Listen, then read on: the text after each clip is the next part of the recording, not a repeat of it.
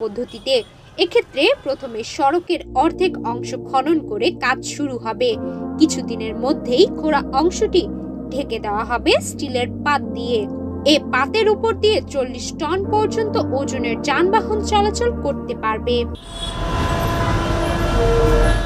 তবে কমলাপুর থেকে রামপুরা পর্যন্ত এলাকায় সড়কের প্রশস্ততা কম থাকায় ওপর নিচ পদ্ধতিতে মাটির উপরিভাগ থেকে সর্বোচ্চ 34 মিটার গভীরতায় টানেল নির্মাণ করা হবে।